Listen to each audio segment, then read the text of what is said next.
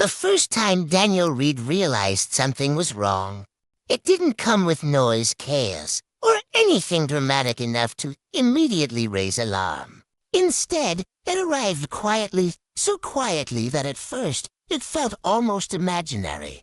It was the kind of silence that presses against your ears. The kind that makes even your own breathing feel too loud. Daniel was sitting alone in his apartment late at night when he noticed it. The usual background hum of the city seemed to fade, and for a brief moment everything felt paused. Not peaceful, just unnatural. That was the moment something shifted. Though he wouldn't fully understand it until much later, Daniel had always been a man of routine, someone who found comfort in predictability and structure. He worked a stable job, followed a consistent schedule, and rarely allowed anything unexpected to disrupt his life. He wasn't the type to entertain strange ideas or believe in things he couldn't explain.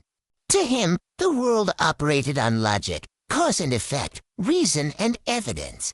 That mindset had always grounded him, given him a sense of control. But slowly, that sense of control began to slip, not all at once, but in small, almost unnoticeable ways. It started with minor inconsistencies that could easily be dismissed. A chair slightly moved from where he remembered leaving it. A light left on when he was certain he had turned it off. At first, he blamed himself: long work hours, mental fatigue, simple forgetfulness. But the frequency of these occurrences increased, and what once felt like coincidence began to form a pattern. It was subtle but persistent, like something quietly rearranging the edges of his reality. One evening, while sitting in his living room, Daniel noticed the clock on the wall. It ticked steadily, as it always had, until suddenly it didn't. The second hand froze mid-motion, suspended in place for what felt like far too long. Daniel leaned forward, watching it carefully, his breath held without realizing it. Then, just as suddenly, it resumed ticking, as if nothing had happened. The moment was brief, almost insignificant, but it left a deep, unsettling impression. Time wasn't supposed to hesitate as days turned into weeks. The feeling of being watched began to settle into his daily life. It wasn't a clear presence, not something he could point to or identify. It was a sensation, an awareness that lingered just beyond his perception. He would turn quickly, expecting to see someone behind him, only to find empty space. He began checking locks more frequently, looking over his shoulder, pausing in doorways for no reason he could explain. The rational part of his mind fought back, insisting there was nothing there, but the feeling refused to disappear. Then the dreams began, and everything changed.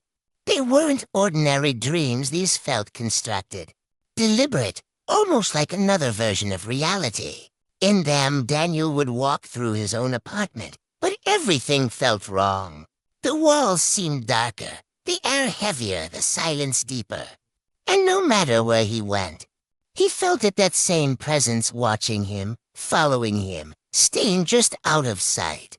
He would wake up with his heart racing, the memory of the dream clinging to him as if it had actually happened. One night, he woke up suddenly, unable to shake the feeling that he wasn't alone.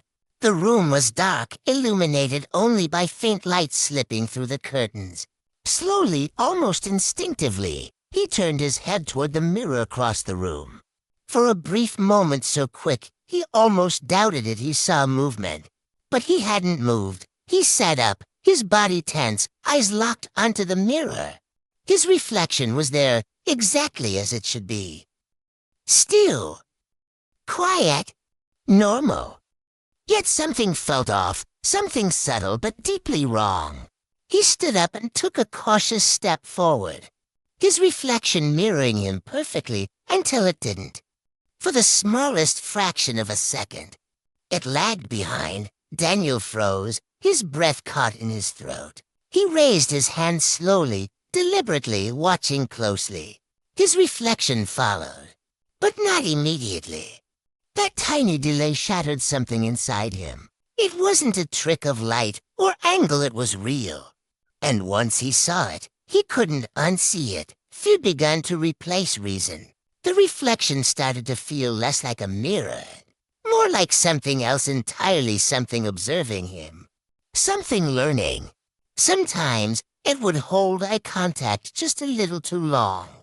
Other times, it seemed to react rather than reflect, as if it was choosing its movements instead of copying his. The dreams grew worse. Now, when he entered that distorted version of his apartment, the presence was closer. He could feel it just behind him, close enough that he could almost hear its breathing. And every time he turned around, there was nothing. But the fear stayed, growing stronger with each passing night in his waking life. The line between reality and those dreams began to blur. Reflections in windows, in screens, in any surface, he started avoiding them all.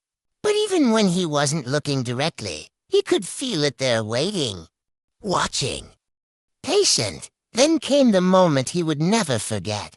Late one night, unable to sleep, Daniel found himself standing in front of the mirror again. He didn't remember walking there. It was as if something had drawn him to it. He stared at his reflection, his expression tense, searching for any sign of movement. And then it smiled, not a normal smile, not one he made. It was slow and natural, stretching wider than it should have, as if it didn't fully understand how human expressions worked. Daniel's body went cold, his mind struggling to process what he was seeing. He stepped back, but the reflection didn't follow. It stayed where it was, still smiling, still watching.